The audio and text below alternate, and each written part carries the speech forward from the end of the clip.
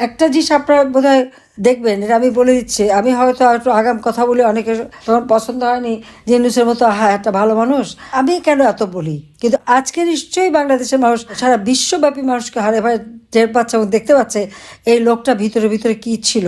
এত অর্থ সে কোথা থেকে পায়? 666 কোটি টাকা যদি কারো ইনকাম ট্যাক্স, কত টাকা থাকলে 666 কোটি টাকার তার ট্যাক্স হয়? একবার একটা চিন্তা করে দেখেন। এই লোকটার এই টাকার উৎস কি, এটা কেউ কখনো জিজ্ঞেস করেনি কেন?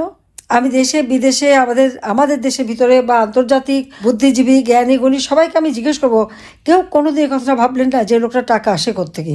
বাংলাদেশটাকে নিয়ে এসে ছিনিমিনি খেলছে।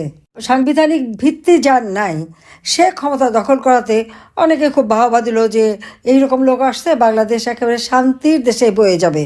কিন্তু শান্তির পরিবর্তে যে অশান্তির সৃষ্টি করেছে, যেভাবে জঙ্গিদের ছেড়ে দিয়ে আজকে জঙ্গি রাজত্ব, এই ছাত্ররা কোটা আন্দোলনের নামে, কোটা তো ছিলই না, আমরা তো বাতিলই করে দিয়েছিলাম, তারপরে এই আন্দোলন 15 জুলাই পর্যন্ত তাদের গায়ে কিন্তু একটা টোকাও দেওয়া হয়নি। কিন্তু তারপরে যখন এই ছাত্র নামধারীরা মেট্রো রেলে আগুন, পুলিশকে হত্যা, সেই এনায়েতপুরে, এই সিরাজগঞ্জের এনায়েতপুরের থানায় প্রকাশ্য দিবালোকে পুলিশদের পিটিয়ে পিটিয়ে 13 জন পুলিশকে হত্যা করলো, এবং সেটা তারা স্বীকার করেছে। সমন্বয়ক একজন এনসিপি লিডার হাসিব বলল পুলিশ হত্যা করেছিল আর মেট্রো রেলে আগুন দিয়েছিল বলেই কিন্তু তাদের বিপ্লব সফল হয়। বিএনপির নেতা সিরাজগঞ্জের, সে তো প্রকাশ্যে মিটিংয়ে বলল পুলিশকে মেরে তাদের কোমর ভেঙে দিয়েছে বলেই আন্দোলন সফল হয়েছে। সে ইসলামিক এক পার্টির নেতা, সে আবার দাবি করলো সেও পুলিশকে মেরেছে। আর এনসিপির বেশ অনেকে তো গর্বস্বরে বলল যে পুলিশকে সে এমন মার দিয়েছে যে আর ওরা কোমর সোজা করে জন্য দাঁড়াতে না পারে, তার জন্য তাদের আন্দোলন সফল হয়েছে। এখানে আমার প্রশ্ন, আমাদের অগণিত আওয়ামী লীগ নেতা কর্মীর বিরুদ্ধে সন্ত্রাসের মামলা দেওয়া হচ্ছে, বিস্ফোরকের মামলা দেওয়া হচ্ছে। আমি নিজেও একজন, আমি নাকি খুনি, আমাকে তো মৃত্যুদণ্ড দিয়েই দিয়েছে। কিন্তু একটা কথা, যে ঠিক আছে যাদেরকে হত্যা করেছে তারা বলছে, এই হত্যাটা হলো কেন, কারা করলো? আর এই যে এত মানুষকে, পুলিশকে হত্যা করা হলো, আওয়ামী লীগ নেতাকে হত্যা করা হলো, যুবলীগের নেতাদের হত্যা করা হলো, পা বেঁধে ঝুলিয়ে রাখা হলো, কই একবারও তো সে কথা বলা হয় না যে কারাই হত্যাকাণ্ডগুলি ঘটিয়েছে, কারা এদেরকে মেরেছে, কারা পা বেঁধে ঝুলিয়েছে? ছবি আছে, ছবি দেখে দেখে এদেরকে তো খুঁজে বের করা যায়, সেটা কেন করছে না? এটা তো তদন্ত করা হলো না।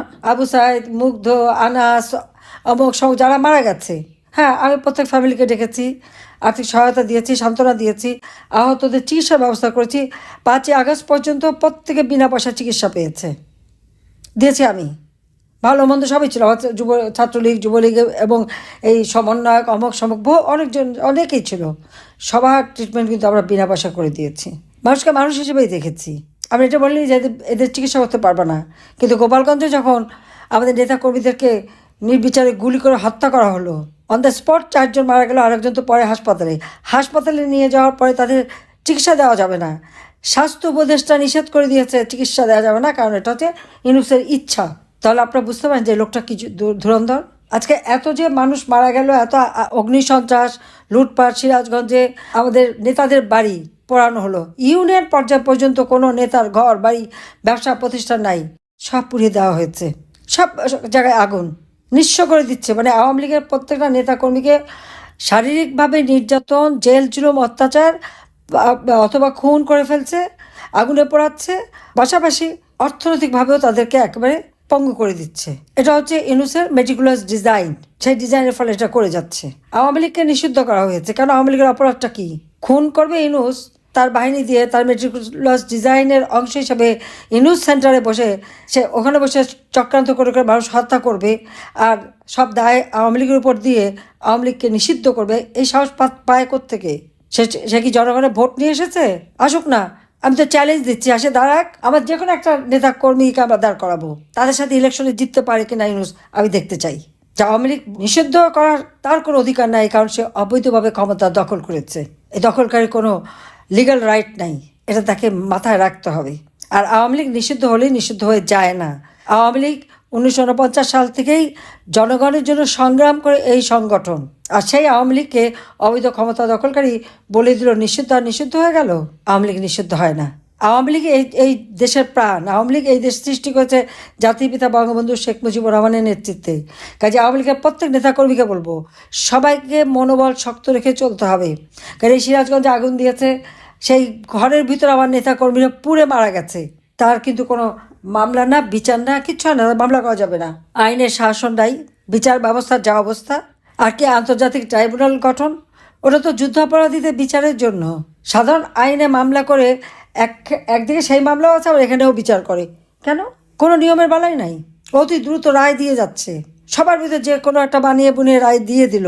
কিন্তু যারা আজকে রায়গুলি দিচ্ছেন আমরা আপনাদের চিনে রাখছি, ছাড়বো না, এটা তারা ছাড়া পাবে না, আমি জানি। জনগণের আদালত বড় আদালত, জনগণের শিক্ষা একদিন তারা পাবেই, এটাই আমার বিশ্বাস। আজকে প্রত্যেকটা জায়গায় আপনারা দেখেন কি অবস্থা, করাল বস্তিতে আগুন দিয়ে পুড়িয়ে কয়েক হাজার মানুষকে একবার নিঃস্ব করে দিল। কারণ ওই জায়গায় নাকি নতুন কি প্রজেক্ট করবে ইউনূসের, পয়সা বানানোর যা যা ফন্দি সবই আছে। মানে আজকে চাঁদাবাজ, জঙ্গি, সন্ত্রাসীদের স্বর্ণযুগ বাংলাদেশে। আমি সারা বাংলাদেশটাকে একটা অর্থনৈতিকভাবে কোথায় নিয়ে গেছিলাম, একটা উন্নত দেশে নিয়ে গেছিলাম। 7,97,000 কোটি টাকার বাজেট রেখে এসেছিলাম, আর এখন 3 লক্ষ কোটি টাকার উপরে ঋণ খেলাপি। 46টি বড় হিসাব উধাও। টাকাগুলি কোথায় গেল, কিভাবে টাকাগুলি পাচার করে নিয়ে গেল, কেউ বলতে পারবে না। ইউনূসের এই দুঃশাসনে আজকে দরিদ্র আরো দরিদ্র হচ্ছে। যেখানে আমি দারিদ্রের হার 18 ভাগে নামিয়ে এনেছিলাম, আর হত দরিদ্রের হার 5 ভাগে নামিয়ে এনেছিলাম, আজকে সব বেড়ে গেছে। শুধু তাই না, আমি যে 5 কোটি মানুষকে নিম্নবিত্ত থেকে মধ্যবিত্তে পরিণত করেছিলাম, তাদের জীবনমান উন্নত করেছিলাম, আজকে সেখানে দেখা গেল 6 কোটি মানুষ আবার দরিদ্র সীমার নিচে চলে যাচ্ছে। কি দক্ষ শাসক, আর কি চমৎকার ব্যবস্থাপনা তার।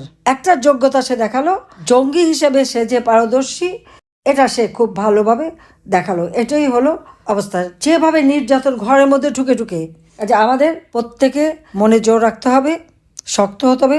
জনগণ আমাদের সাথে আছে। আজকে জনগণের পেটে খাবার নাই, দিনমজুরের পেটে খাবার নাই। একটা ইন্ডাস্ট্রি বন্ধ, প্রায় 300-400-র উপর তো গার্মেন্টস ইন্ডাস্ট্রি ছোট বড় মিলে বন্ধ হয়ে গেছে। বড় বড় ইন্ডাস্ট্রি তো 245টার মতো বন্ধ, আর তারপরে তো ছোটোখাটো যেগুলি সাব কন্ট্রাক্ট করতো সব একেবারে বসে গেছে, লেবাররা সব বেকার হয়ে গেছে, তাদের কাজ নাই। তার উপর জিনিসের দাম, সারা বিশ্বব্যাপী চালের দাম কমে গেছে, বাংলাদেশে বেড়ে যাচ্ছে। ভারতীয় চাল কিনবে সিঙ্গাপুর থেকে, আর ভারতীয় চাল কিনবে দুবাই থেকে। কেন? এটা কোন খেলা আবার? কাজে সেইভাবে আমাদের সবাইকে এখন এক হয়ে কাজ করতে হবে, নামতে হবে। কারো মধ্যে কোনো দ্বিধাদ্বন্দ্ব থাকতে পারবে না। এখানে আমাদের অনেক নেতাকর্মীরা আজকে জেলখানায় মানবেতর জীবনযাপন করছে, কারা নির্যাতন করে, জেল হত্যা তো প্রতিনিয়ত চলছে। ইউনিয়ন, ওয়ার্ড, বিভিন্ন জায়গায় আমাদের নেতাকর্মীদের হত্যা করা হচ্ছে, ছাত্রদের হত্যা করা হচ্ছে, জেলখানা হত্যা করা হচ্ছে। হ্যাঁ, বড় বড় একটু চেনা পরিচিত হলে সবাই জানতে পারি, কিন্তু আসলে তা না। আমার কাছে যত খবর আসে, কোথায় গাইবান্ধা ইউনিয়নের এক ছাত্রলীগ নেতাকে সেখানে জেলখানা হত্যা করলো। ঠিক এইভাবে আমি একটা দুটো দৃষ্টান্ত দিলাম, কারণ অনেক সময় নিতে চাই না। এরকমভাবে সারা বাংলাদেশে এগুলির সমস্ত হিসাব রাখতে হবে, এবং কারা এটা করছে তাদেরও। এভাবে চলতে পারে না একটা দেশ। আজকে বাংলাদেশের ভাবমূর্তি কিচ্ছু নেই, সব নষ্ট। কাজে এই জঙ্গির হাত থেকে দেশকে রক্ষা করার জন্য সকলকে ঐক্যবদ্ধ হতে হবে। সকলে ঐক্যবদ্ধ হয়ে আগে দেশটাকে এদের জঙ্গিদের হাত থেকে উদ্ধার করে দেশের মানুষের জীবনে শান্তি, নিরাপত্তা ফিরিয়ে আনতে হবে।